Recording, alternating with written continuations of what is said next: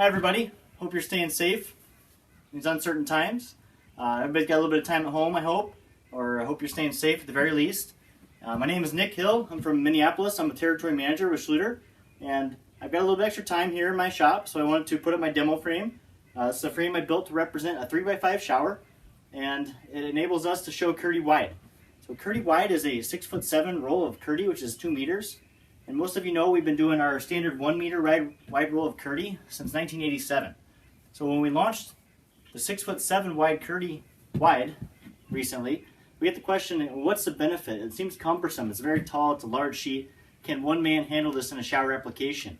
It's actually very, very user-friendly for one person, and it's actually a very efficient time saver. We've got a local floor store here in Minneapolis that uses a prep guy, and he saved an average about 20 minutes on every shower from switching from Kerdi to Kerdi wide. So we're measuring once, we're rolling it out, we're cutting it once, and we're eliminating most of our waste. So it's a huge time saver just going to a wider roll because we're getting to shower head height in one pass.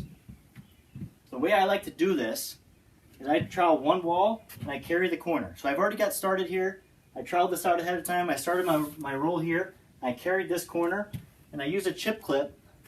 You don't have to use it, but it's a nice little tool to help keep things in place from flopping around while we're continuing to trowel this wall or while we work the air out of this one. So it may be hard to see in the video, but we have really nice straight trowel lines here, which enables us to get that air out, purge it out from behind the membrane really easily. So if we have that swirl or we start changing directions in our trowel lines, that's when it becomes difficult to get those air bubbles out. So what we'll do here is, since I trowel this ahead of time, like we always do in our videos, we use a sponge on our sheetrock, which gets rid of any sheetrock dust we may have on the surface. It also allows our bond coat to stay wet just a little bit longer.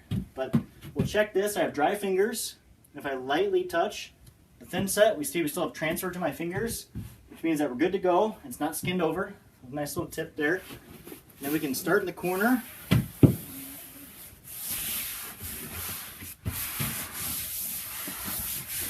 We're just going to roll this out, kind of working the air out as we go.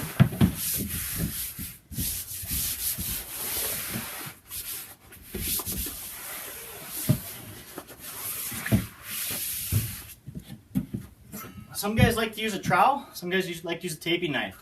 So when you're working the air out, a taping knife gives you a lot better control, but a trowel is going to cover area a little bit faster. So typically we want to pull when we're removing air instead of push. It's a lot harder to control your movement when you're pushing as if you're pulling. I like to start in the middle, just kind of work my way up and down.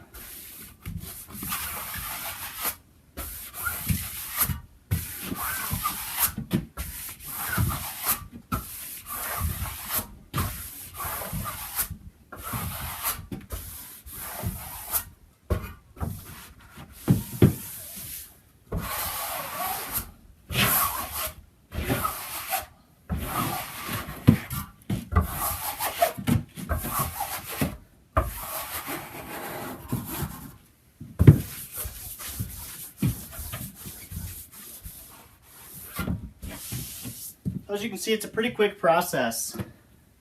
One thing I like to do is as soon as I finish, take my hands and I'll rub it over the surface to see if I can feel any air bubbles. Because we can feel an air bubble way before we can actually see one. So if we had an air bubble, we just come back the next day, cut it out, and patch across it 2 inches in any direction. So that's our 6'7" Kerdi wide. Comes in a 646 square foot roll. Very user friendly, time saving, and for more videos, please check out our YouTube channel. Stay safe.